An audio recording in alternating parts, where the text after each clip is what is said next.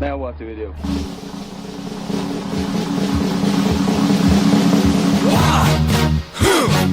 Yeah. I'm going to pick a fight. Say it again, y'all.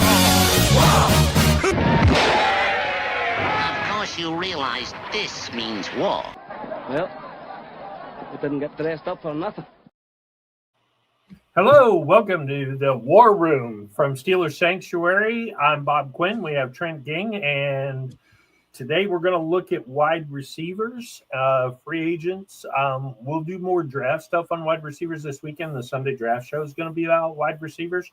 But before we jump in, our new football coach, Mike McCarthy, had a press conference today, and I gotta say, Trent, after watching him break down, I put it out on X.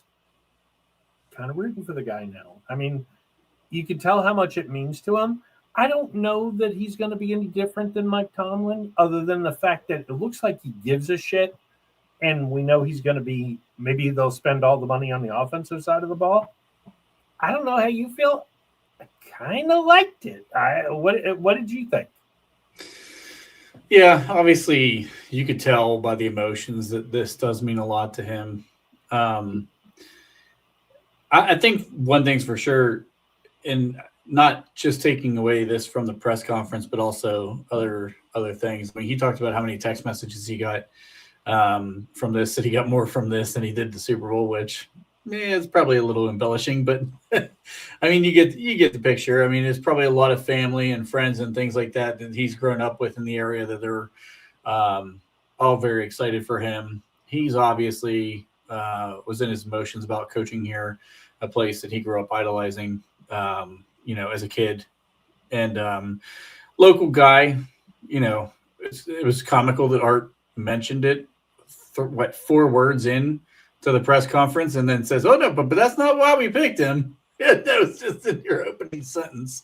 I'd have had more respect for him if he'd said, "This is a hometown boy. He really wanted the job, and guess what? We said we're going to do it." Yeah. I don't know. It was kind of interesting the way that the whole thing went. But I'll say this from a standpoint of he has to be hearing what the fan base is saying about him. And there's probably not going to be anybody who's going to work harder than Mike McCarthy this season to make sure the Steelers win. I mean, he if it's his hometown team, he grew up idolizing this franchise. He has an opportunity to coach here, which means a lot to him. And he hears the negativity from the fan base. Like he's got to be wanting to just dig in and really try to make this the best that he can. It really swung. After I was listening to the run up on KDKA, and it was still Starkey was giving him shit, and Pompiani wasn't on today. He was there for the press conference, but Pony came on, and Pony and Muller not fans of the hire, and he has the press conference, and it goes from 80% negative on Saturday to where it's been 60% negative the last couple of days, to all of a sudden everybody starts calling in saying how much they love the guy. So they did a poll, and it was up to 50-50 approval rate. And I think it's important, and I've kind of heard this point today. Are we disappointed in the process and who we didn't get? Yeah, I think we are. But at some point, you got to kind of recognize this is a guy who, and all due respect to Mike Tomlin, who everybody knows I wanted him out for a while. I don't know that he loves the Steelers like Mike McCarthy loves the Steelers. And maybe there's some passion that comes back because of that. I would say, yeah. I would definitely say that that's part of that is, I mean, Tomlin was gassed and the messaging had gotten stale. And I mean, there's, a lot surrounding him right now inside and outside of football. So that weighs heavily on you at the end of the day. And I mean, Tyrone, his message that I put up a minute ago, I mean, he look at the last sentence for him. It wasn't my first choice, but feel way better today. I mean, that's probably where a lot of people are. It's like the initial shock and awe of the reaction of, we found out Saturday We didn't even go through the interview process with the Rams guys, which I think probably brought way more negativity toward McCarthy than had they gone through that process and then ended up with McCarthy, because at least you could justify it, right? Like you could say, hey, we did turn over all the rocks. We heard Art talk about we're going to cast this wide net, blah, blah, blah. They didn't cast a wide net. They had a face-to-face interview with 3 guys, and that was it. And they picked the guy that they were going to pick from the beginning. That's the widest butterfly net you have ever seen. Yeah, right. They got it on Walmart for $9.99. Yeah, pretty much. I mean, I'm going to be interested to see. And, Tyrone brings up with the wide receiver thing. You guys brought up last night on Here We Go, and I kind of threw it out in your chat, that when you look at the overall and you think, 5 out of 19, not very good. But when you look at day 2, which is where he got all his big guys, man, I'd argue 5 for 5, definitely 4 for 4 in the second round. Yeah. And I would consider Ty Montgomery a hit, even though he's kind of like a guy we may talk about a little later, Deebo Samuel, in the fact that he was maybe a little bit more running back than wide receiver for most of his career. Yeah. Yep, for sure. Which, speaking of which, let's jump into why we're here to talk about some wide receiver free agent targets. And I know this first guy. Yes, so there are. I tried to go through and take a few guys that are pretty realistic targets. The Mike Evans, if he is a free agent this year, I don't think Mike Evans is looking to jump ship. He's probably going to want to finish his career up in Tampa, so I didn't want to go after a guy like that. So I took away some guys that I thought, number one, could fit. I started working on some of this a little around the McCarthy news. Wasn't exactly sure where we were going with the whole McCarthy thing, but Romeo Doubs, first of all, I've liked this guy when he was coming out in that draft class. I really liked him a lot. I just felt like there was something about him, the way he's able to run routes. And I didn't realize this year. He led the Packers in receiving yards. Now, Watson wasn't in quite a few games this year. He only played in 10 games. But Romeo Doubs ended up being 724 yards. And so, like, when I looked at potential contract for that guy, it's not a 1,000-yard receiving year. He didn't end up with 10 touchdowns. Actually, I'm missing where I put that in here. But he's a guy who's a very, very solid number 2 receiver in this league. And we need a guy like this desperately. He can do a little bit of everything. They use him in so many different ways, and we're going to get into that with the film and just kind of show why I really like this guy. But his average depth of target is 12.2. I mean, when the hell's the last time we've seen 12.2 for somebody who's not just catching go balls like what we had with Pickens or even with DK Metcalf this year? So, I mean, Dobbs, even though he's not the fastest receiver in the world, he dropped in that draft because of the speed, but he knows how to utilize angles and the way he can stack the DBs and the way he kind of uses leverage on his routes to create separation.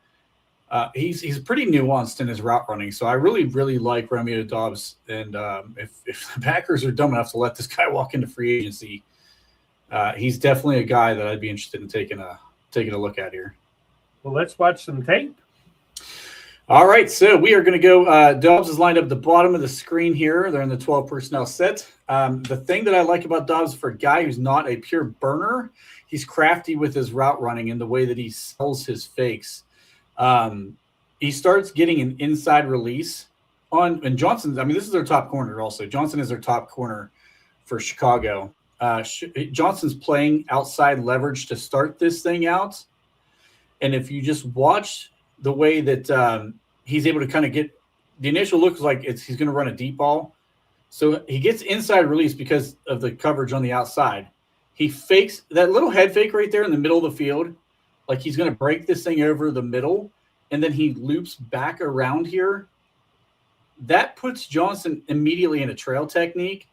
And look how he just angles his way to the sideline to open up to Jordan Love to make that throw manageable. Because if he flattens down toward the goal line right there, the safety over the top is going to be able to get there. He saw the safety when he made that break, or when he made that little spin around. He knows the over the top coverage is there. He's going to just create separation by working his way down toward the sideline on this play.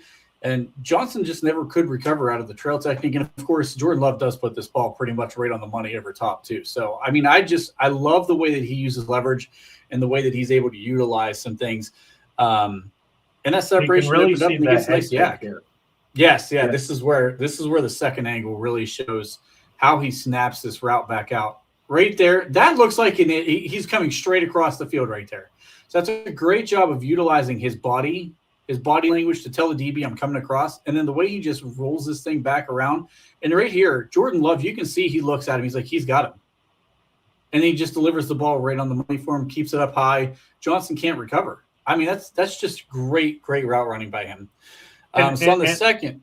I was going to say, and that's no slouch corner. I mean, first of all, if a guy runs that clean of a route, I don't know that there's 2 or 3 corners in the NFL who could cover that route with the way he sold it over the middle, kind of looking like a deeper drag route, and then all of a sudden cuts it back out to the sideline.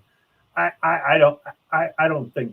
I mean, unless you're getting help over the top from the safety, I don't think you can defend that if you run that well. Yeah, I mean, if you think about this, Jalen Johnson was a guy that a lot of us wanted. Remember, there was the trade rumors that the Bears were going to trade him. Everybody in Pittsburgh was like all in on going after that guy. He's a very talented corner, and he's a longer guy also. So that's also what makes that play, I think, kind of stand out to me. I mean, you've got maybe one guy, Patrick Surtain's maybe the only guy in the NFL that could even try to cover that route the way that he ends up putting that thing across. So I really like the way he ran that route. And then do we feel like Shar's got a good question here? More players will want to come to Pittsburgh with a change of coaching. I don't necessarily think more, because people want to play for Mike Dolan. But I think different. I think if I'm a wide receiver and a quarterback and a running back now, if I'm a skill position player, there was a Steeler tax. I don't think there's a Steeler tax anymore. There might be on defense, depending on who we get. Yeah, I mean, whether we believe the stories or not, Shaheed choosing Seattle over Pittsburgh, allegedly he wanted to go there because of the offense. Jacoby Myers, reports were the same thing with him. Mm-hmm. Those decisions get a little more difficult with an offensive-minded coach, and the way that McCarthy does spread the ball around. I mean, that's always been kind of his MO in the West Coast. And the West Coast offense in general is about spreading the ball around, and everybody gets opportunities, right? I mean, you don't have to have the one stud guy that you utilize 100% of the time. Now that guy probably gets featured more, but I think that the West Coast offense will open that up for other players as well. Because we talked about it. I mean, if you came here as a receiver, you were getting maybe 500-600 yards receiving as a wide receiver too last year. That was it. Wouldn't matter who came here. Yeah. Now you might have 2 or 3 800+ guys. Good. Definitely could. So let's look at this next route. All right, next route, Dubs is at the bottom of the screen this time in a 1-on-1. This is a 3rd and 8. He just runs a simple out route, but again, he does a really good job with his route. Again, he's not a fast guy. So this is what I really like about him is he understands leverage. Watch the way off of this break, he comes up, he pushes up into the corner here. Now, this is in the Chicago game. He gets an inside release. Again, so now the corner's got to be thinking this is a potential slant route. You see the safety kind of dropping into the middle of the field to see if this is a slant route. He's got the outside leverage, which he's kind of funneling in there. But Dobbs fights through this contact right here, so he has some physicality to his game. And the way that he immediately snaps this outside, this is the thing. We talked about Roman Wilson not doing these things well. This is what it should look like. The way he's able to get off of that, get outside, give a throwing lane to Jordan Love, and a 3rd and 8 turns into a 1st down. And one thing I did want to comment on Jordan Love here. This ball is gone. Whoops. hold on. This ball is gone right here. Right now. Yeah. And I mean, yes, he's caught to the inside, but he's got a handful of jersey. I mean, this is borderline defensive holding right here. And then boom. Yeah. But again, I like how Dobbs fought through that contact. So sure, he could have had a holding penalty, but how many times do you see a receiver when they get the jersey tug, they stop on the route? He doesn't do that on that play. I like the way he fought through that. And that's a chain. He's a chain mover kind of guy too. So like when you need that first down, this is something we've missed in Pittsburgh a lot. He's definitely a chain moving kind of guy. I really like him for that. Yeah, absolutely. So on this one, Dobbs is actually the guy lined up in the slot.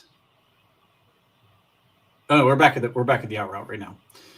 Sorry, I thought we moved forward. I kind of I'm sorry, I put it on. No, you're good. That's okay. You're good. You're good. All right, he's in this slot at the bottom of the screen right here. So again, this is just now using timing. So you can see the way he uses his timing and his break to kind of set up the DB. This is patience right here. So he sees right here, it's probably a zone coverage. He's going to come up, and he just takes a hesitation right here, which is going to allow the bottom receiver, which I can't remember if that was Watson or not, to kind of clear out, which pulls the corner further upfield, and then he snaps the route out. So that's understanding, number one, not only what you should be doing on the play, but what your teammate next to you should be doing on that play as well, which I think is something that's important because too many times there are so many talented wide receivers that don't understand what the entire play should look like and how to leverage that play. LaFleur draws up good plays, and this is just an example of how he used that to his advantage. Yeah. Go ahead, Bob. Go ahead. No. Go ahead. I like the timing of it. I mean, so it's not just a guy who understands like how to run crisp, clean routes, but he understands like the little nuances of timing inside the routes too. Because I mean, let's be honest, if we're going to run the West Coast offense, that's a timing-based offense, and you need a guy who understands how the timing works at all times. And Love showed on that play too. He understood the hesitation was coming, then the breakout, and Love's getting rid of the ball as that's happening. So I mean, everybody's in sync, and when everything's working that way, that's a great thing to have. Absolutely. So this is actually the very, very next play. So on the very next play, he does that little hesitation before breaking this thing across the field again, finds himself right in between the DBs. I think it might have been a linebacker on the other side of the field there. So again, he does a hesitation in the first one and snaps outside. Now this time it's a man look, and he's going to snap this thing right inside as soon as he recognizes that he's one-on-one with this DB and he's kind of face up on him. So I just think that's, again, man, he's very good at setting up these timing routes. And Love gets rid of the ball on time again. This is what the West Coast offense looked like, ladies and gentlemen. If Mike McCarthy gets a guy like this on the field, he's going to utilize him a lot. And I'm really struck by, Dobbs flattens this route and runs kind of parallel across the field. And remember, we looked at a Roman Wilson play earlier in the season where it was a very similar in-break here. And then all of a sudden, he just kind of takes it on an angle and heads way out towards the sideline and kind of leaves Aaron Rodgers like, okay, I guess I'll throw it to you. But if you just sat down and flattened it a little bit here, you get the ball here and run after the catch. Shower's asking, will that leave Roman Wilson out? Not necessarily, but I'm not even worried about Roman Wilson right now because I don't know what it is with him. I mean, he needs to grow up and understand that you're in the NFL and you better put the time and the effort into this because he's not a good route runner right now. And all these things that we're talking about with Dobbs, he didn't do this year. Yeah, I feel like we're going to bring two guys in depending on who the quarterback is. And I think it should be, and I know a lot of people think we should take two wide receivers in the draft. And you know what? If there's a steal there late, I get it. I want to see a day 2 pick on a wide receiver. I do want to see a veteran free agent brought in who's a quality, like Romeo Dabbs to me is top of the wish list. I mean, and because I think he's a great compliment. I also think he could be a number one. And I've said it before, I'll say it again. I think DK is the best number 2 wide receiver in the league, but he needs a guy like this where the quarterback can sit back there and say, my only option cannot be DK Metcalf. It's got to be a guy like this. And now all of a sudden, you want to double DK? Sure, knock yourself out. We'll go 10, 12, 15 yards down the field. You know, and I also think we'll see, but I'm buying a lot of stock in Pat Freiermuth this coming year. I think he's going to have the best season of his career under McCarthy because he really knew how to use tight ends in Dallas. Not so much in Green Bay, but I think that might have been more of an Aaron Rodgers thing in Green Bay. Yeah. Dak likes throwing the tight ends for sure. Definitely more than Rodgers did. But yeah, I mean, Romeo Dobbs, I like the way he changes tempos in his routes too. The first one we saw how that hesitation lasted longer. And this one, it was like quick, a little hesitation, then snaps inside. So I mean, a little contrast to the way those two routes played off each other back to back too. And in fairness here, Mr. Steeler fan, I don't necessarily agree with that because Green Bay is so deep at wide receiver. If he goes to an offense like ours, where his only competition for targets is DK Metcalf in the wide receiver position, you notice one thing about Dobbs here, and part of it's because we're showing highlights. Those hands are nice. We're not going to see the DK dropsies. And that's a problem he's had his whole career. Dobbs holds on to the ball. Dobbs does have a low drop rate for sure. I don't know what it is off the top of my head, but I do know he has a pretty low drop rate. Mm-hmm. All right. So next play, Dobbs is going to be the guy coming in motion here. He does a really great job of reading and recognizing the zone here in that motion. So once he sees nobody follows him, right here he just finds it. A little opening. So this just shows he's not only good against the man coverages that we've seen, but he's also good in the zone coverages. It's just reading and recognizing a little zone. So this is very simplistic. This isn't going to blow anybody away. Mm-hmm. But there's a lot of times that some guys are better at reading man. Some guys are better at reading zone. He just seems to like understand football in a totality. He sits in the perfect spot right there, gets the ball, gets upfield, gets a little. I can't remember if he ended up finishing the first down or not, but he did a pretty good job of making sure they were in manageable situations immediately after. Yeah, I mean, it looks like. Let's see if we can. So this is the one he's in a slot. He's going to run a little fade up the sideline here. Yeah, and he picks up the first. Yeah, he did get the first down. Mm-hmm. So on the next play here, he's in the slot again down at the bottom of the screen. He's got man coverage over top. He's going to run like a little fade route straight up the sideline. But here's what I liked about it. He does not get too far toward the boundary. A lot of times guys will run that all the way out to the boundary there and not give any room for the quarterback to deliver the ball. Because you also saw on that same play, the safety ends up coming down across. Now he's got a long way to go there. So you can see there's still some good separation. But because Dobbs is still a good, I don't know, what is that, maybe 3 yards away from the boundary? Yeah. You're giving Jordan Love all kind of room to throw that ball, to make a completion. And as a quarterback, that takes the pressure off of the quarterback to make a perfect throw because he knows, okay, if I miss a little bit outside toward the boundary, he's still got plenty of room. Dobbs makes a nice catch on this play as well. So it was a really good throw, really good catch.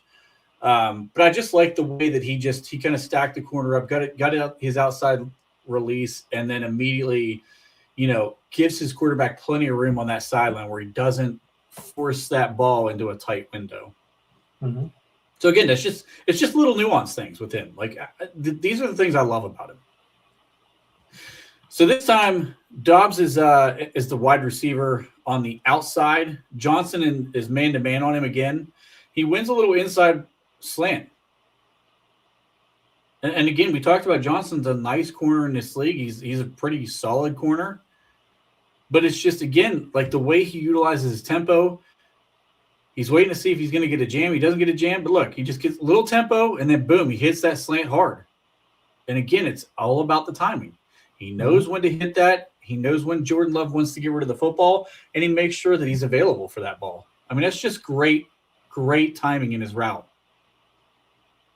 And if we're going to run the West Coast, that's what you want. That's exactly what you want. Yeah, and it's, he's a guy I've liked. I was very high on before the season. I was like, hey, let's throw the house at it and try to trade. And he was Green Bay's number one wide receiver, mostly due to injury. But I always thought he had the talent, and he's a guy who, like you said, will be affordable. You don't have to break the bank. And I know some people are saying, well, let's draft two.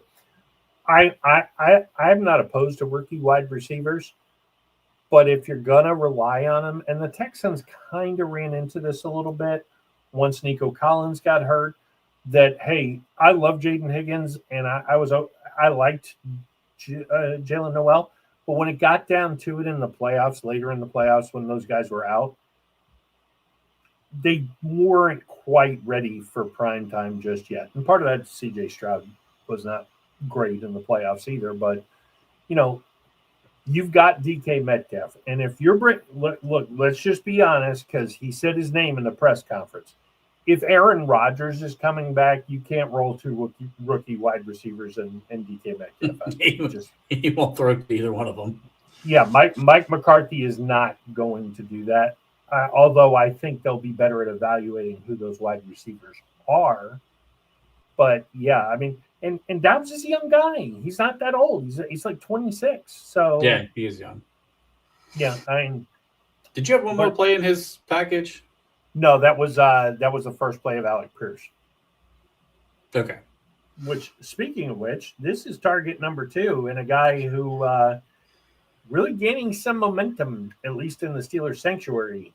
Yeah, Chad. Dave's going to get his flowers on this one because Dave's been very, very high on Alec Pierce. Up until we were actually doing this breakdown, I was pretty lukewarm on Pierce as far as a receiving target because I didn't think he was very much of a polished route runner. I always just looked at him as just a straight deep ball guy, contested catch guy.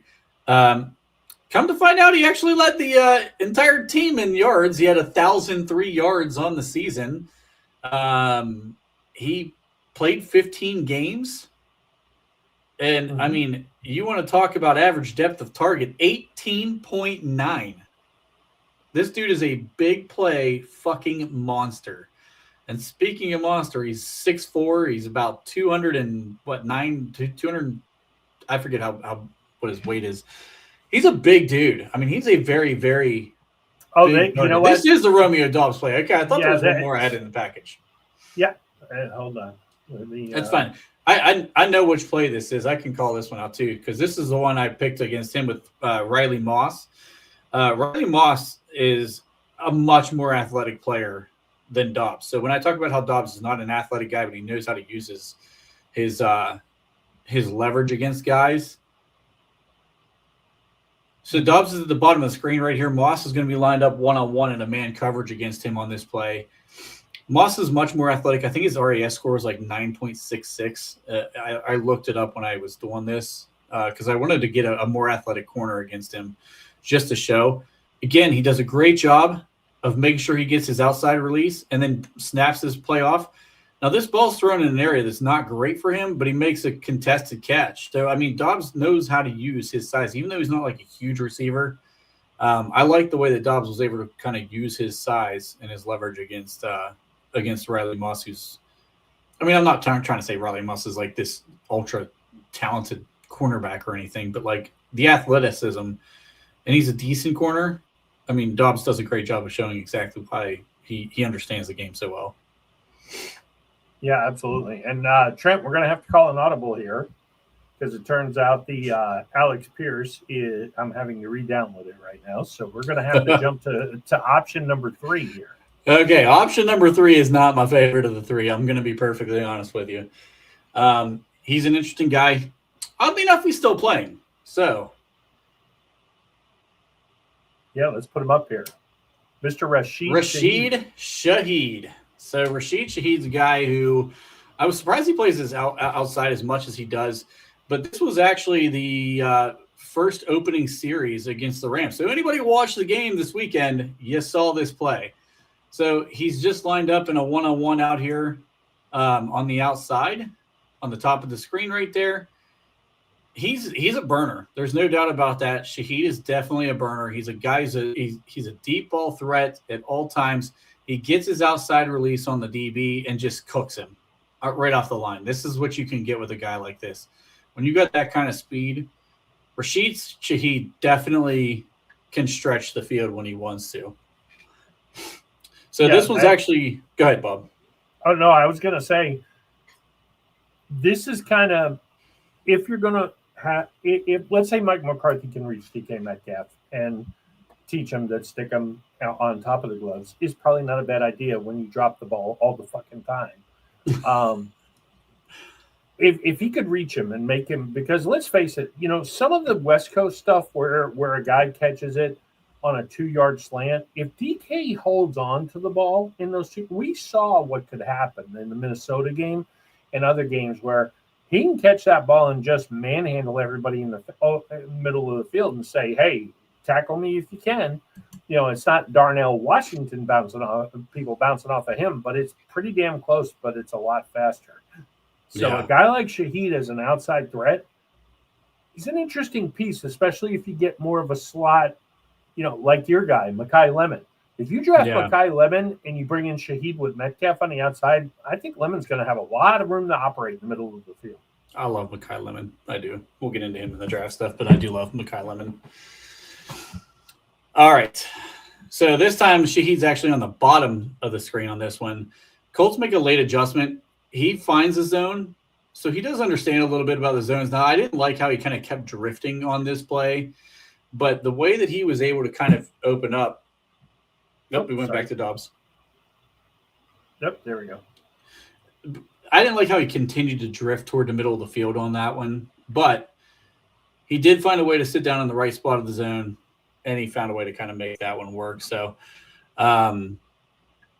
he does understand the defense when he's reading it. So working out of the slot, this time out of an empty backfield. Again, this is another zone coverage. This time he does actually sit down in the zone and truly sits down in it. So he slid a little bit as Darnold got a little bit of pressure on this one. So he's in the slot. He's always got the neon green shoes on. He's going to come right in the middle of the field here and just look. He kind of follows Darnold. And so he understands, like, making sure that you find a throwing lane. So some guys will just go and they'll turn and they'll sit. He understood that Darnold couldn't get to the ball to him where he was in that play. So he actually continued to kind of rotate his way out of there. So on this one, he's on the very, very bottom of the screen. He's not a very refined route runner. I don't like some of his route running technique. The biggest thing you have to watch his release on this play. So the DB's creeping up right here. So he thinks he's got a man-to-man coverage. Look at this. How many times are you stuttering your feet before you get into your route? By the time he gets into his route, Darnold's getting hit, and Shaheed is nowhere near beating his guy. Can you go back to that one for a second? Because that drives me insane, and you see it too many times, like when they see these Senior Bowl tapes and stuff when they're in the one-on-one drills. Again, he's at the bottom of the screen right here. You're stuttering your feet for 6 yards, dude. 6 yards without releasing into the route. And by that time, I mean, he was completely – I mean, Darnold was already getting hit. So in this one, he's isolated on the bottom of the screen. So this is a play action. Shaheed ends up running a little deep out on this play. So there's the play action. So his speed, you can see how his speed definitely puts a little fear into the DB's eyes because he just continued to backpedal. And Shaheed breaks a little out route out. So not that he's a great route runner, but the speed does put a little fear into the DB where they have to respect that speed. And so even though it's not the sharpest out route in the world, just the fact that he's a threat to continue to run straight downfield and beat you, that becomes the problem. Because look at the DBs just continuing to backpedal and never even thinking about him breaking this thing outside. I mean, that's easy pitch and catch stuff for any NFL quarterback. He's got 5 yards of separation right there. Then on top of that, he ends up making the guy miss and ends up getting a first down, a little bit extra yardage there. That's the dangerous part about him is one. I mean, it can go to the house at any time. It could also get intercepted because he ran the wrong route. Yep, absolutely. So Shaheed lined up at the top of the screen this time. You can see that they're going to have a couple safeties over top in the middle of the field here. So on this one, he's going to just, again, I hate how long it takes him to get out of a break. He runs a little in-breaking route right there. I mean, we just showed what Romeo Doubs does out of that same situation, how he snaps that off really quickly to get back toward the quarterback. Just watch how long it takes Shaheed to do this. So, like, you're going to get some good and you're going to get some bad with this guy. Because, again, why are you chopping your feet right here? The guy's not even close enough for you to beat him. Just break inside. Yeah, that's two already. He's not impeding you at all. Yeah, that's 4 chops. And if he had just cut in, this is definitely an easy completion for Darnold. It's still, you know, I mean, he probably doesn't look at Kupp. He looks right here and says, "Hey, I got him right here." Maybe he breaks a tackle because that other guy on the outside ain't going to catch him. No. I mean that's the kind of thing where, like, you're an NFL wide receiver, and he's a thing Murph put up there about him possibly getting a bigger contract than what he's worth. Mm-hmm. This is a situation where you can kind of see it because if he snaps that route off. Now, here's the thing about Rashid. You take the bad out and you put some good into the mix. He's also a pretty good special teamer here. This one goes 100 yards to the house against the Falcons. And you can see him following the blocks, setting up the blocks, and his speed just turns on the jets, and he's just gone. So this is an element that we haven't had here in Pittsburgh for a long time. We have not had somebody with take it to the house ability from either the kick return spot or the punt return spot in a long time. Shaheed brings that to the table with you because this is a little earlier in the season, week 14 against the Falcons. That's a 100-yard touchdown right off the kickoff. Yeah, I did the same angle twice instead of the other angle here. That's okay. I mean, it's just the other angle showed a little bit more about how he sets up the blocks here and the route that he takes. But this is really, really good. And Jalen Warren and Kenneth Gainwell get tackled at 30 on this. Yes. But he turns on the jets and he's gone. It's definitely a different skill set that he can bring to the table. So if the Steelers were to go get this guy, I'm not going to advocate that they go after him personally, but he does bring an element to the table. And then we've seen the kick return game. Let's watch the punt return game because this is a game against the Rams in week 16. He gets this one, and it's 58 yards to the house. Now, right there, from right there, you can kind of tell he's gone. There's nobody. He splits through everybody. And, again, that speed just breaks right out of it. So, I mean, if you were to go get a guy like this, you're getting him for the special teams ability on top of the deep threat, but you're not going to be getting a total complete package receiver. He's not going to be the best receiver on the market. I would argue he's far from the best receiver on the market. He only had about 500 yards of total offense this year. Yeah. You're getting him more for the special teams ability than the receiver standpoint. So, all right, so we'll toss Alec Pierce back up here. The first play is Doubs, but then we got the rest of this package here. So let's just get sweet right past. There we go. There's Alec Pierce. Alec Pierce. All right, let me get back up in a minute because I passed. Okay, here we go. So if you've watched War Room, specifically the playoff version, you've seen this play once before. Alec Pierce is at the top of the screen. He and Michael Pittman run a little bit of a levels concept here where Pittman stops, brings up the safety. Pierce continues straight downfield, and this is what this dude does. He just catches bombs. He is a more complete receiver than I thought he was, but that right there just shows something. I mean, his speed, and I think he's got a real knack for tracking the ball. So there's guys who are big, there's guys who are fast, but not everybody can track the ball in the air. He tracks the ball in the air very, very well. I love how he tracks it, and he does do a good job of high pointing it. So he just kind of ran a little out and up right there on that play and ends up kind of just dominating everybody. This play here, he's a jump ball threat as well. So his frame can open up some throws sometimes that really aren't there. He's lined up at the bottom of the screen. Now, this was Derek Stingley on him in this case. So this was a great matchup for him. He breaks outside. He has Stingley. I don't like the ball placement right here, but a better quarterback, this was Riley Leonard throwing, a better quarterback puts that ball in a better spot where I don't think Stingley could have recovered because, number one, he had him beat right off the get-go, and he probably could have kept going. Right. But anyway, I love the way that he opens that up because of the way his size and his frame can kind of let you throw the ball anywhere toward him. So on this one, he's ISO'd at the top of the screen. So they motion Pittman over to his side right here. This is something that Pierce is very, very good at. These crossing routes right there.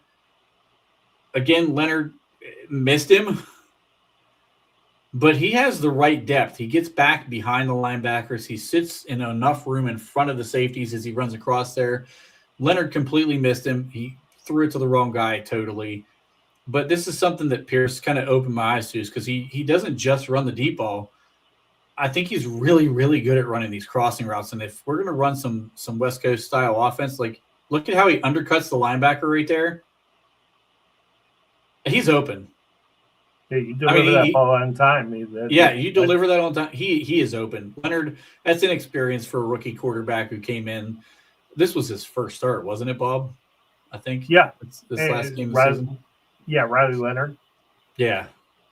Honestly, if Phillip Rivers probably completes that pass. I think Phillip would have definitely completed that pass the way he ran that. Now, this is something that I found very interesting. So he's ISO'd at the top of the screen with Derek Stingley again. He wins this route. So he comes in. Stingley's had the outside leverage this entire time. Pierce's size and frame. He turns this thing out to the post right at the back pylon there. Mm-hmm. It's 6'4", and he's got separation. There's nothing you can do as a DB. I don't care how good you are. That was impressive to me because I didn't think he had this in his arsenal. But he does a great job of beating Stingley to the back pylon and just being available for that catch. He's very good. He was smart enough too not to flatten that and go towards the sideline, but to get a little more depth and go towards the pylon. Oh yes, and one other thing I wanted to point out about this with Mike McCarthy, he likes the bigger framed wide receivers, which thank God because we're all sick and tired of seeing the 5'7" guys out there. No more lollipop deal. Alec Pierce definitely fits that mold. And the other part of that play was Riley Leonard put that ball up in the air to let him high point it using all 6'4" of that frame. If that's Calvin Austin in that, Stingley can get back on that ball with his length. A 6'4" receiver makes that a little bit more difficult. So I found that kind of intriguing with him, and now having McCarthy as the coach too. So on this one, he's 1-on-1 at the bottom of the screen. I love this route. I love this route by him. In a contested catch, he is very good at contested catches. So you got outside leverage by the corner at the bottom of the screen right here. So he gets inside that release. You can see how the safety is going to give the over-the-top help. Now, he doesn't immediately break this thing across. He waits till the safety commits to following over there. And then as soon as he gets this safety moving, he's going to break back into the middle right there. You cannot flip your hips that way as a DB in the NFL. And high-level corners, once they've got their momentum moving one way, it's very hard to do. I think that's great route running by Pierce. Opens up a touchdown. And again, I'm going to highlight the crossing pattern because this dude's fucking good at crossing routes. So he's the one who's coming out of the top part of the screen there and breaking across the field right now at about the 27-yard line. And look at the separation he gets off of this crossing route. He's got appropriate depth. There's nobody underneath who can make a play on this thing. You've got a corner following another receiver on the other side of the screen there. So he puts himself right in an opening to give the quarterback plenty of room to throw this ball. I think that actually was Daniel Jones, or that might have been Phillip Rivers at the time. I can't remember. And he is a lot faster than people think too. He's kind of a burner. He is fast. He's definitely fast. So, I mean, I just love the depth of this route right here because the linebacker does drop right there in the middle of the field, but he keeps working across. And as soon as he sees where that opening is, he comes right across the middle of the field and gives a nice little opening. And these are the type of things we've missed in Pittsburgh for a really, really long time. Absolutely. So this time he and Pittman are going to be working out of the twin set down at the bottom of the screen there. 49ers kind of in a cover 4 look. Pierce again hits a post. You can see a theme with this dude. There are certain routes he's really, really good at. He hits this post strong because he's got that size and the speed to get there. Yeah. I mean, and it's just a contested catch. It's not a contested catch. He's got the DB on his back pocket, and at 6'4", if you've got a DB on your back pocket, man, that's a tough play for any DB when you're that tall. And another contested catch. He's very good at contested catches.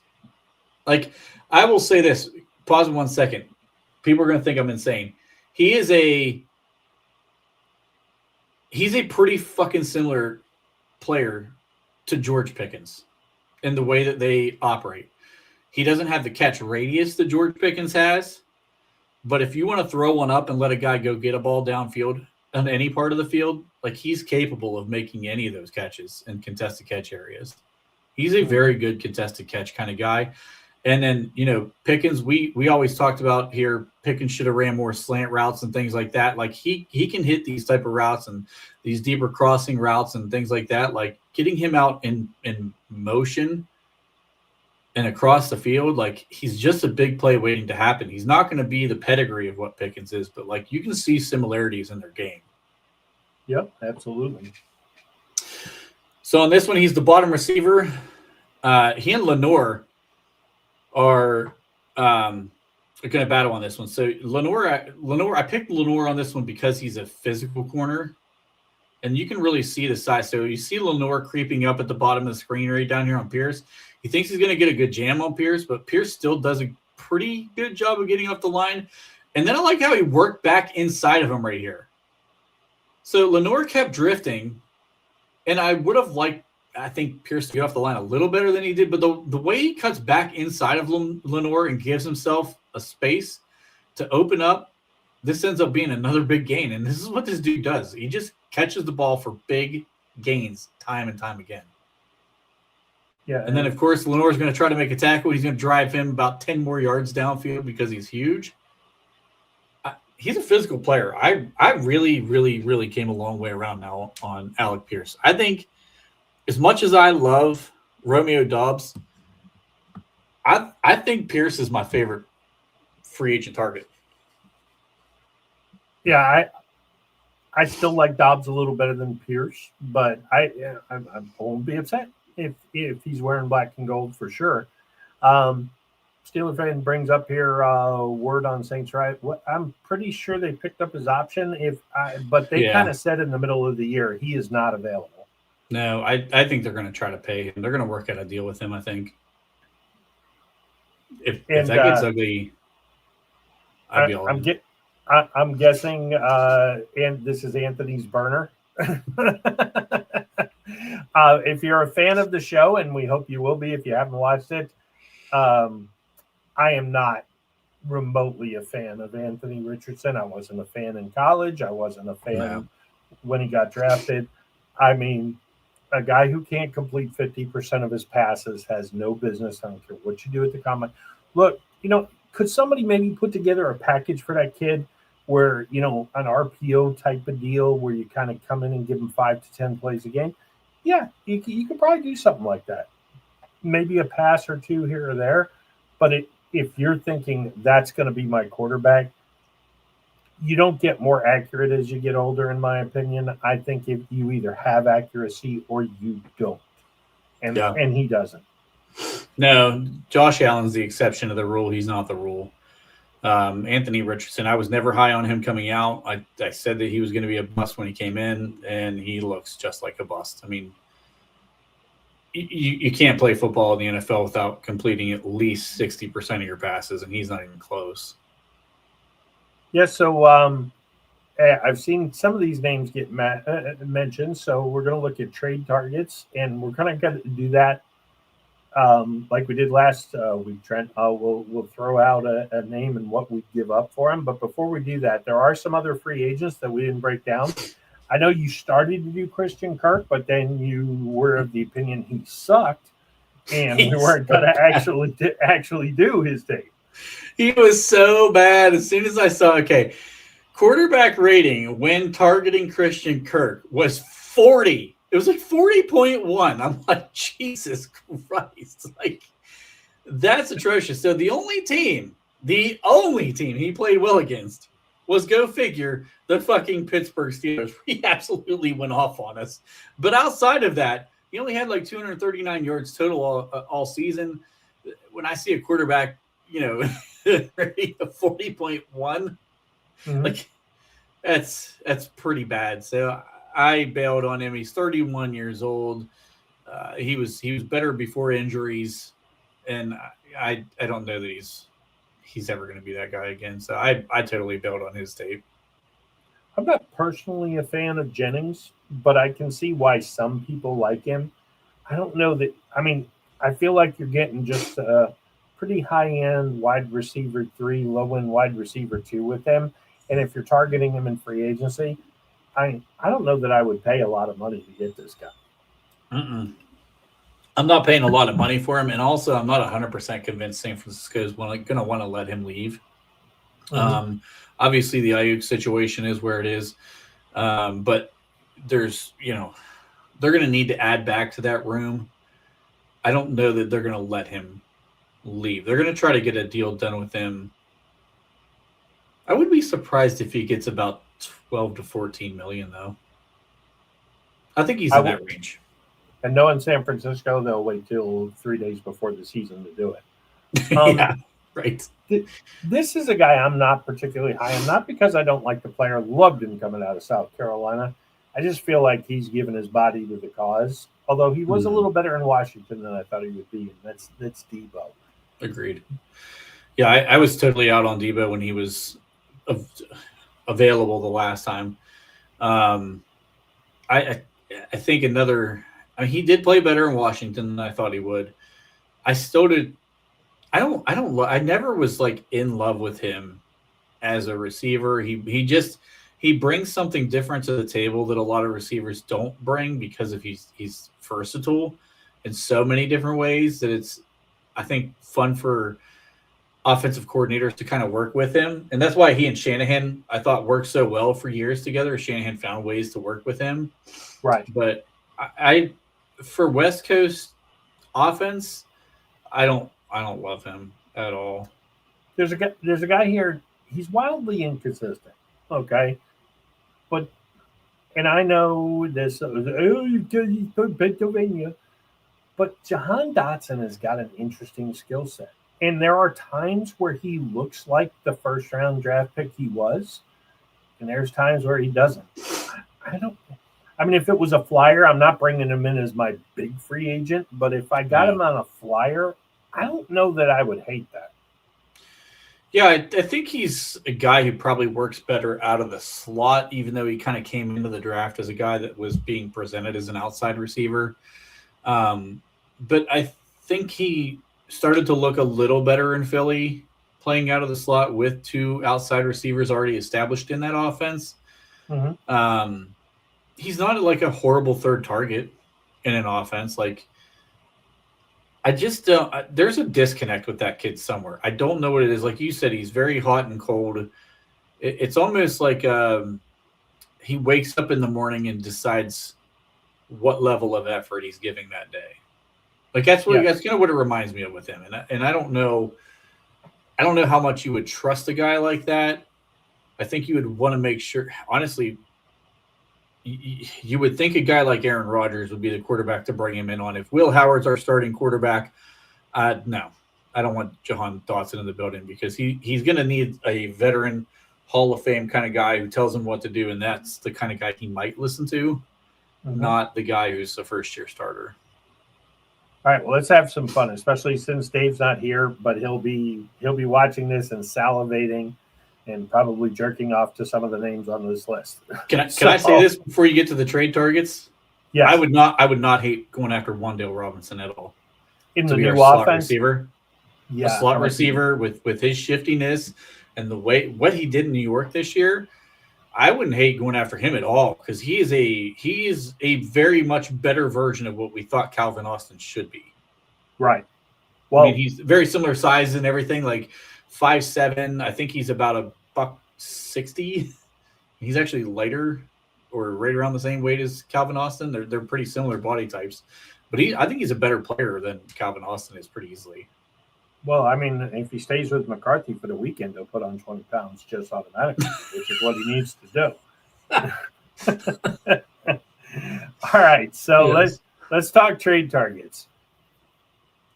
It seems far-fetched, but if A.J. Brown, who is probably on the market, what would you give for A.J. Brown? I wouldn't go above a second. I think he's going to fetch a first, potentially, not for sure, but potentially he's going to fetch a first round. Number one, I'm sold that dude's going to end up as a Patriot next year. I just think it's happening. Vrabel and A.J. Brown have a connection there. Number one, he played well with Vrabel. A young quarterback who loves to throw the ball deep and will spread it around. A.J. Brown's never going to have time to cry about targets. But I wouldn't go above a second because the other thing about A.J. Brown is his separation rate has continuously gotten tighter and tighter and tighter each year. I think over the last 4 years, he was getting an average separation rate of 2.9. He's down to about 1.7 now. So, I mean, over the last 4 years, that number is consistently shrinking, which means I kind of think that he's getting close to being cooked. Well, the one thing I'll say about that is him and Jalen Hurts obviously don't get along. And I wonder if part of that is I ain't going to get the fucking ball anyway. So what am I going to do? Run my ass off for knowing that it's not? And because there are times in games where you see all of a sudden it's like Jalen Hurts, okay, now I need a big throw. I'm going to look at A.J. Brown, and A.J. Brown's like, you haven't thrown to me all fucking game. You think I'm going to dive or run for the ball for you? Fuck you. I think it's beyond dysfunctional in Philly. So I think he may still have something in the tank. But I'm with you. I mean, I don't even know that I'd go a second. I'd go with because you got to pay him. And he's getting a lot of money. I mean, I might go a third. I might even go a third and a fifth. But I don't think, which is kind of what AB brought way back when. So I would kind of maybe throw that package out there. Wouldn't it be funny if because those two are cousins, right? AJ and AB. Yeah, I think they're cousins. Wouldn't it be funny if they got the same trade package towards the end of their career? That would be nuts. But this is a guy I love, and of course your Buckeye love will shine through. Garrett Wilson, going to be very interesting because he does not want to go back to the Jets. I can't blame him. He has been wasted away for the Jets. I would give up a first-round pick for Garrett Wilson. I think he's talent-wise, he's an extremely talented guy. And the side part of this, outside of being a Buckeye, of course, he's a great separator, great route runner. He can get open very quickly. I think he's the style of receiver that we need opposite of DK Metcalf. Yeah. He's got top 12, top 10 talent for a wide receiver that's been wasted with fucking horrible quarterback play. Yeah. The fact he's even ever gotten 1,000 yards is ridiculous, let alone having it multiple times in that New York system up there. I would give a first-round pick for a guy like Garrett Wilson. Yeah, and Somber, this is a good point. But according to if you notice, towards the end of last season, Garrett Wilson was throwing it out to anybody who listened. Hey, me and Rogers, we're good. We worked that shit out. He was doing anything he could to get out of New York. So yeah, I'm kind of with you. I think that's still oil and water if Rogers does come back. But that being said, I mean, I think after what he went through this year, I don't think he'd be too opposed to having Garrett Wilson out there. Yeah, I'm not banking on Rogers coming back because I think it's too much of a coin toss right now to try to predict that. I'm just strictly looking at guys that fit within the guys that we have in the building right now. Garrett Wilson, he pairs so well with DK Metcalf. It would be a pretty lethal duo if we were able to pull that off. If Miami's starting over, and we know that Dave has deep man love for Tyreek Hill, not Colin man love for DK Metcalf, but still deep man love for Tyreek Hill. I think if Miami's tearing it down, what if I'm at a fourth because you still got to pay him $30 million a year? Mm-hmm. He's coming off the kneecap. I mean, who knows what a guy like that? But man, if you could capture lightning in a bottle for one season. And that's why I would be out on this one, because it's for one season. He's 32 now, or going into his 32nd season? Yes. Year 32 season, I mean. Assuming he's healthy, probably still, if not the fastest, top 3 fastest. Assuming he's healthy. Yeah. I mean, I'm looking at this season as a possible throwaway. I don't know that we're going to be super competitive right now. I would rather go with a younger guy. I'd rather draft a guy high up in the draft if it were me. I don't think I would give more than man, if you were going all in, I still think a third is the highest I'm going. Yeah, and I'm only going. And I really like Tyreek Hill. On the West Coast crosses. Oh, he's lethal. There's no doubt. Yeah. I mean, assuming he's healthy. Now, if this was 5 years ago, you put him in Mike McCarthy's offense, he might catch because he's great after the catch with the run. He might get 1,800, 2,000 yards. Yeah.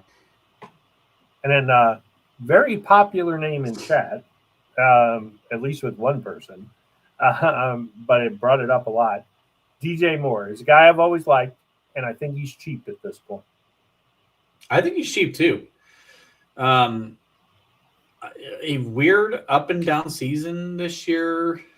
I mean, I don't.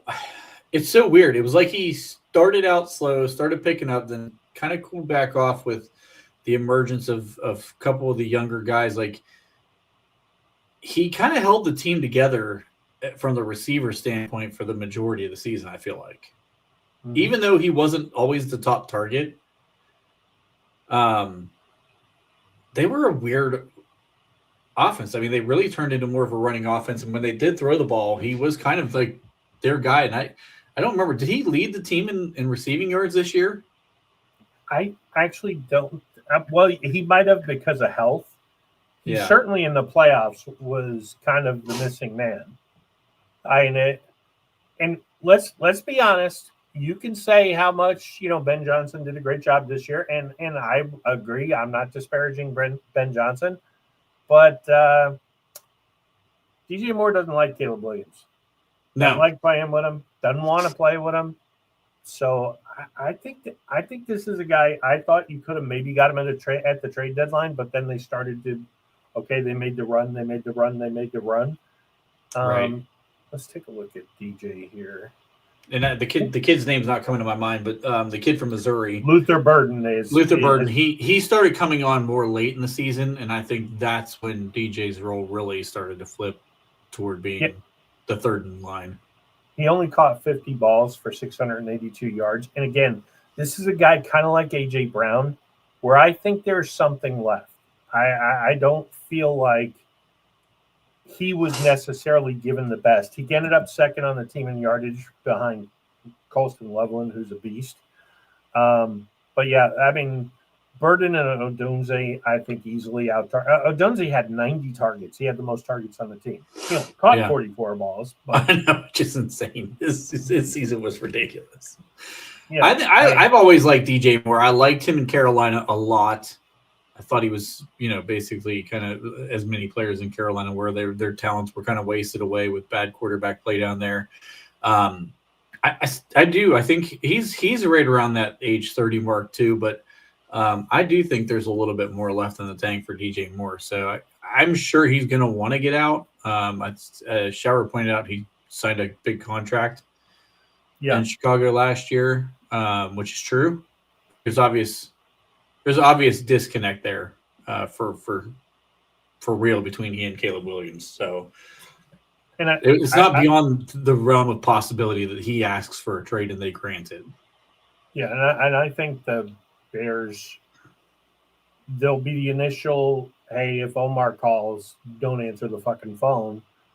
But he'll probably have to overpay a little bit, I think, to get him. But, if you give up a third, okay. If it's the last of the thirds, I mean, again, you get a functional, professional wide receiver. And if you do go young with Will Howard, you got a guy who he can look at and target, who's reliable. He will hold on to the ball.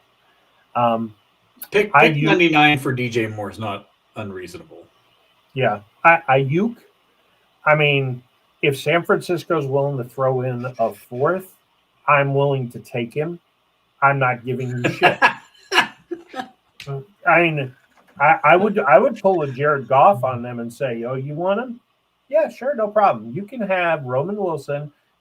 You give us a fourth and Ayuk. You don't like that? Well, fuck you. We don't want to give up anything anymore. I had him on my trade target list. Realistically, I think they're going to cut him. And I still haven't heard what they're going to do with the contract whole thing, because their big claim is that he broke his contract by, not coming back into the stadium and participating in meetings and this and that. And I think they're going to void his entire guarantees and just have him as a outright free agent because they're going to cut him. Now, would I sign him as a free agent? Wouldn't pay a lot, but yeah, I might take a chance. And by I wouldn't pay a lot by receiver standards. I'd give him 10, 12 million on prove it. But beyond that, I ain't giving that guy 25 million, 30 million. He cost himself a lot of money. I think so too. I think that the way that whole thing unfolded there it's gotten very, very ugly, and it's going to scare some serious teams away. And I think he'll have a market. I don't know that the market's going to bring a lot of money to him, though. But he can have teams interested in him for sure. That is this last guy on the list. I'm calling Buffalo right now and offering a 7. Not that I think he's worth more than that, but yeah. Hey, you fucking hate this guy. Yeah. Let us take him off your hands. Here's a 7th round pick. You want Roman Wilson too? Yeah, knock yourself out. Yeah. My man, he's got flashes. He's got kind of a 5-cent head, and we have experience with that in Pittsburgh. I don't know. I mean, if I got him on the cheap, he's definitely got some skill. You'd have him 2 more years on a rookie contract. Right? This was his second season. So you'd have 2 more years on a rookie contract with him. And did he fall into the first round? Did Buffalo get him in the first? So you have a 5th-year option. I feel like they got him in the late first. I think so too. I think you have him as the back end of that first round, which means you would have a 5th-year option on him as well. So you'd have 3 years of team control with him. I think Buffalo has made a huge mistake from a negotiation standpoint, because if I was Keon Coleman, first pick in the 2nd round. Oh, was he? Okay. I thought he was like one of the last picks of that first round. So you'd have 2 more years of him basically under a rookie contract. It's not going to cost you a ton of money. And if I was Keon Coleman, after hearing that whole saga go down, I'd be telling my agent, get me the fuck out of here. get me somewhere else. Because, like, if that organization wants to use my name to throw the old coach under the bus, like, I don't want no part of that organization. They ain't paying me that much money. I saw a funny thing on X this afternoon. Somebody photoshopping in a DC. And at first I was like, fuck no. But then I started thinking about it. McDermott is DC. Would that actually work? Because he's still a young guy. For us or for Buffalo? No, Because I saw somebody put it out. I saw somebody put it out for Buffalo. I was like, dude, you got to be a fucking retard. For us? For us. He's kind of a 4-3 guy, though. Yeah, I don't know if he fits what we run. Mm-hmm. I don't know if I trust his defenses, because his defenses are the ones that's really let Josh Allen down for the last few years. So I've been thinking Al Harris for our DC because of the McCarthy connection. But the more I think about it, I think they knew Anthony Weaver had no shot at the job, but he impressed them so much they brought him in. I wonder if they don't reach out and say, hey, we're just going to let you go with it on the defensive side of the ball, because he's got he would have a lot of toys to play with that he didn't have in Miami.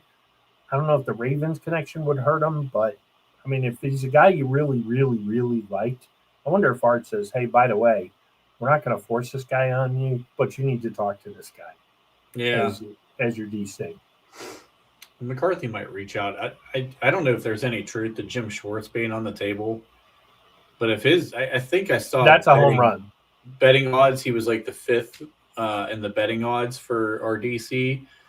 That's the guy. I mean, if you can go get a guy, Jim Schwartz is the absolute guy. That's the guy you want. He calls great, and he's not afraid to even tell you what he's about to do and still do it.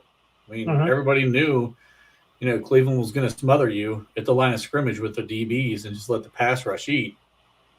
We've been begging for that all year, for all year this year when we, allegedly went out to go get these man-to-man cover corners. And we would have it here and there, but never really went all out about it. He definitely would bring that to the table. So Schwartz would be my choice if he's actually out there. And I mean, again, I'm just going on betting odds, but there's some other names that I've seen a lot of people throw out there.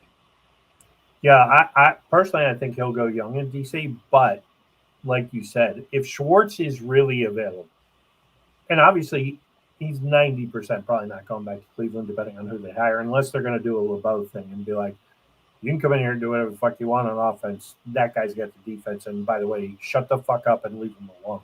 Yeah. But if he was available, I think he would be the only retread, like DC. Right. I don't like the idea of Raheem Morris paired with Mike McCarthy. Not that he's not okay and he's a pretty good defensive coordinator. I think he has to go with a young coach, because otherwise his career's kind of over. I mean, it probably is anyway. It's hard to get a third shot, but if you're gonna do it, I mean, head coach in or head coach experience with a young coordinator. Yeah, I don't know. I don't know. Just real quick, I know you guys didn't talk too much about this last night, but this Shula is a bad interview is catching fire. Like multiple teams now are saying it. So I wonder, does he get a job this year, and does he maybe fall into the Tony? And this was said about Tony Dungy for years. He probably would have had a head coaching job 3 years earlier than he did if he wasn't such a bad interview. I don't know. And then that Rams president came out and he basically called the whole thing a bunch of BS and that wasn't true. And if there's multiple teams saying it, then there's something about it, right? I mean, there's no big coercion among teams in the NFL to hold a young DC from getting a job. Like, what would Chris Shula have ever done that would say, oh, yeah, we're all going to gang up on this guy. And we're going to make sure he doesn't have a chance at being a coach in the NFL. Like that wouldn't even make sense. So if you're getting multiple teams coming out saying that openly, unless the league has scripted it that he's going to Miami. I mean, I don't know. well, I can't even do that anymore because they got Halfley's already there. Yeah, I mean, and if I'm if I'm any coach, I do not take the Browns job. I don't. I don't care. I'm not either. I mean, I think you're guaranteeing yourself to be awful. I mean, unless you know Schwartz is going to be back with that defense and you think, look, if I can just figure out a way to score 17 points every week, I can probably win 9 or 10 games and look like a genius. But long term, I mean, they've had 4 guys turn them down. Just flat out right. I don't even want to interview for you, which is, I mean, tell me the state of your franchise without telling me the state of your franchise. You know what I mean? Like you have 4 guys telling you, I'm not even going to interview for you. Just go ahead and take me off the list. I almost wonder how many of them are like, they sit down in the interview and the first question is Andrew Berry staying? And yes, I'm good. Thanks a lot. Think about this, the audacity by Cleveland to say, oh, we're all about analytics. You're going to take this freaking 290-page quiz or 290-question quiz or whatever it was of you're going to tell me about the analytics and your thought process and your personality test and blah, blah, blah. Who the fuck are you to tell me anything? You guys are a bum franchise. Like, who are you to tell me I need to go through this to get your fucking shit-ass coaching job? Haven't you guys finished last in the division every single season for 4 years? 3 years? What's it been now? 4 years? Yeah. I mean, look, me and Shower are on the same page tonight. We're not often on the same page. I'm really loving this, but yeah, I look, I do not think he will never get a job. I just think he's got to call plays. I think that knock is real. Or at least do it with a different quarterback. The guy's only coordinating for Matthew Stafford. I mean, I'm pretty sure I could draw up plays for Matthew Stafford, and I don't know dick about drawing up plays on offense. I'll draw you up a defense, but I mean, offense, no, not so much. Other than, hey, the single wing offense sounds pretty good to me. Single wing, yeah. Get some triple option. Triple option. There we go. Shieldhouse. The thing I said about Shieldhouse the whole time, I'd rather take a coach a year early than miss out on him. If he ends up being what he's being billed to be, I'd rather, because I mean, for us, we had nothing to lose this year, really. I mean, we know the rebuild was coming, even if they don't want to admit that it's coming. Like, it was coming. I don't know. I don't think McCarthy's going to try to rebuild. I think he'll end up. But then again, look, the doom and gloom, and on Friday we'll get a bunch of it with Dave. We give him hell, but his heart has been broken, so we can allow him some room to gripe. Steelers haven't finished last in the division since 1988. Yeah. I just don't think they're going to finish last in the division this coming year. And Cincinnati might be good, but they drafted all defense last year and they sucked. So we'll see. I mean, and I don't think I've heard, and Starkey's been putting it out there. Hey, do we actually have the best coach in the division by default? Because McCarthy's better than Zach Taylor. And I would think so. We don't know what Minter is, and Cleveland doesn't have a fucking coach. So, I don't know. I just feel, and this won't be a Tomlin reload. This will be an offensive reload. So, I don't know. I mean, I'm optimistic. I think he's going to do everything he can to win. That being said, and look, I know he likes Will Howard and he thinks that, but come on, man. McCarthy doesn't think that's the guy. I mean, I think they trade or they sign, and maybe he does like Cowher in his early years, where it's just a quarterback fucking parade. But you end up winning games anyway. Yeah. I don't know you can win like that anymore, though. Yeah, I will say this: the whole thing with he and Aaron Rodgers, I'm not sure how much truth there is to him saying that I want Aaron Rodgers back. Because did you listen to him talk about his offense at all? He talked about mobility within quarterbacks. Yeah. Aaron has no mobility left. There's nothing left in the tank. So, I don't think that was a ploy to just talk about Will Howard, but Will is very mobile, right? But there's other mobile quarterbacks that are out there right now that he could go get. I mean, we've done the Malik Willis thing now. He's obviously very mobile guy too. There's definitely other guys that he could target outside of Aaron Rodgers. I'd be shocked if Rodgers is back right now, to be honest with you. Yeah, I mean, this is an interesting one. You can tell who's run a business and actually hired people. I mean, look, McCarthy has a coaching tree. I mean, he already has one. He's developed coaches. Is he Bill Cowher level developing coaches? Fuck no. Nobody is. I mean, except for the truly great. I mean, McVay, Shanahan are kind of in that vein where we coach our coaches to get jobs.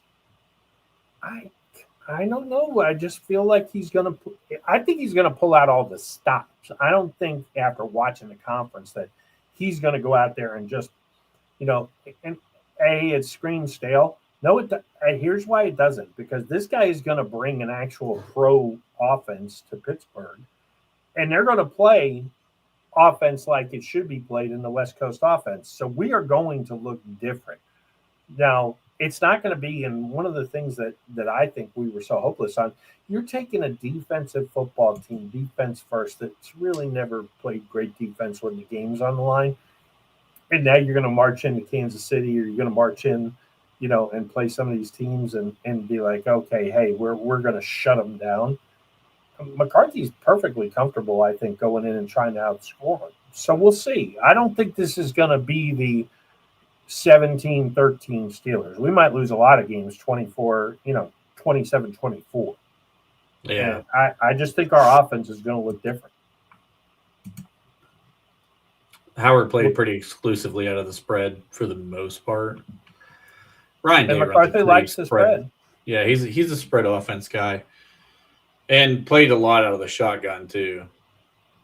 So, look, I mean, I would love it if there's not extreme differences between what he ran at Ohio State and what McCarthy's going to want to run here. My biggest problem with Will Howard, going back to the combine, and I would love it if he would be successful, is he does not have the arm to drive the ball to outside the numbers like you need to in the West Coast. I mean, maybe something's changed in the last year, but I just don't see him have the arm talent to do that. There's precious few guys available. Though that's kind of why I like Malik Willis. Is I think he does have the arm talent. And he definitely has the arm talent. Yeah. So, now you're saying it's a match made in heaven. I thought so. I didn't say that. Easy, Mr. Corab. I mean, Mr. D+ draft pick he'll have a chance to make the team. D+ draft pick. The one thing I will say is I think McCarthy needs to do this now. Immediately, his first move should be to cut Mason Rudolph. He does not need that bullshit hanging around. No offense to Mason. Hope he catches on somewhere. But you cannot have the part of this fan base that has been touting Mason Rudolph for the last 3 or 4 years hanging over if you go with Will Howard or you bring you bring in a free agent. And if Aaron signs, okay, Aaron signs. But yeah. But you can't. I don't think you can have him. I heard people today on the radio, Mason Rudolph is finally going to get his shot. How many finally gets his shots does the dude need before you realize he sucks? Yeah, he came in this year, and his first or second throw in 2 different games was a pick. One was a pick 6. Yeah. I mean, how many more shots does the guy need to show that he's terrible?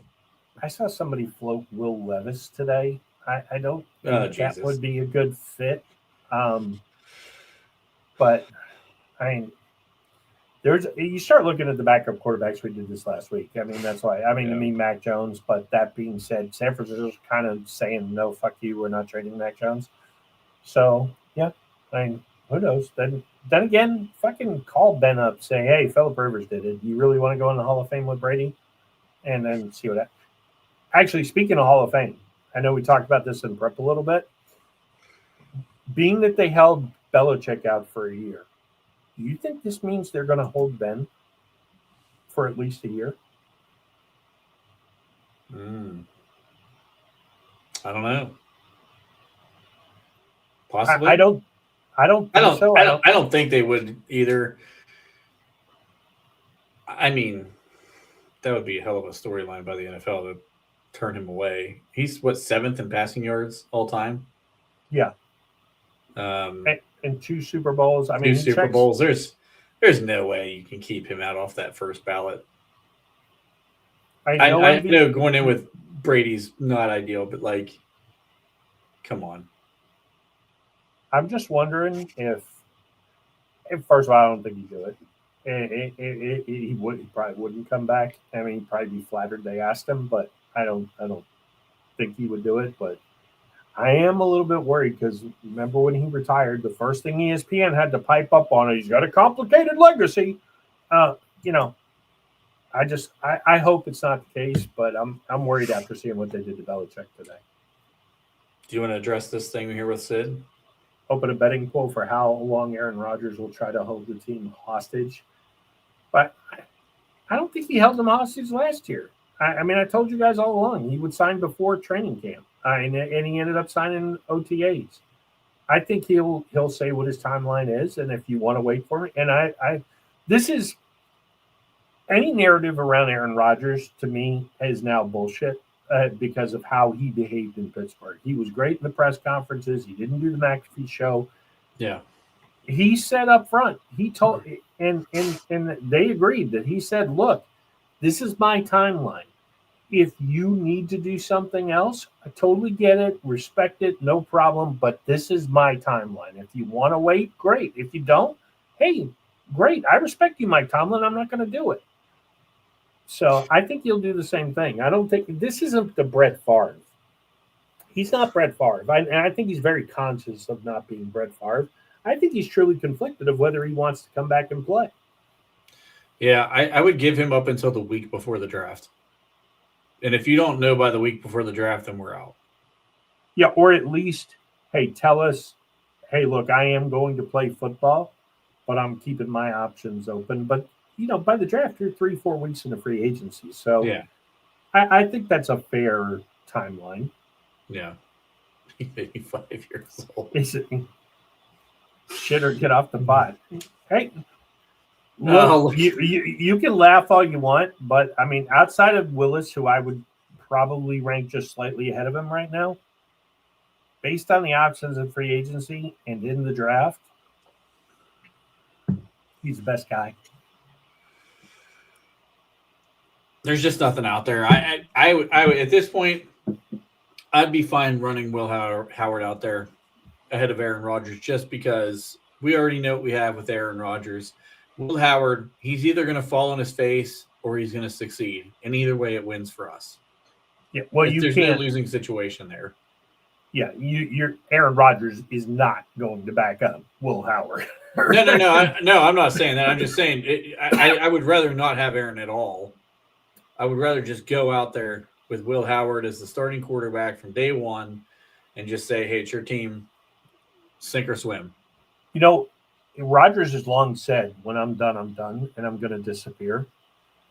I wonder if McCarthy shouldn't go to him and say, Aaron, if you want to play, we're welcome back. But if you don't want to play, would you be willing to be Howard's quarterback coach? Because apparently those two really like each other. And I mean, Rodgers has got just a great mind for the game. So I wonder if he would be willing to stay on and maybe do something like that. Although he's always said he's going to disappear. Yeah. I don't know. Skylar Thompson. Will Howard would be better to find out what he is. I mean, he's a 6th-round draft pick. Right? He's a 6th-round draft pick. And I got news. He's not Tom Brady. And this ain't the 2003 New England Patriots. So, that being said, okay, so we're going to be back on Friday with our regular Steelers Sanctuary show. And then Sunday we're going to do the draft show. Coming soon, probably next week, we're going to start doing mock drafts. Trent and I are finalizing what day we want to do these on, but it'll be kind of like last year where I released the videos, but we're going to do it live. So we'll go through a mock simulator with both of us and putting up our grades and all that good stuff. And I'm sure we'll get into draft profiles once the combine rolls around. But yeah, I mean, you guys in the chat, great as always. Like, subscribe, share. It really helps. Did we hit 400 yet, Trent, or are we still stuck like 2 or 3 short? Good question. Because I didn't look today. We were damn close. We were right there on the border. Yeah, and Sid, you say that name too? Like it's a bad thing. 401. Awesome. Thanks so much, guys. You're really pushing us along. Every episode, it seems like we're getting bigger and bigger. We really, really appreciate it. You guys are the best chat on the internet. I always say that and always put that out there about you guys. So come back Friday. Look forward to seeing you guys then. Otherwise, Trent, you got anything else? No, I'm good to go. I'm exhausted. I'm not going to lie. So, all right. So we'll see you on Friday. And just like that, I left everything. See ya.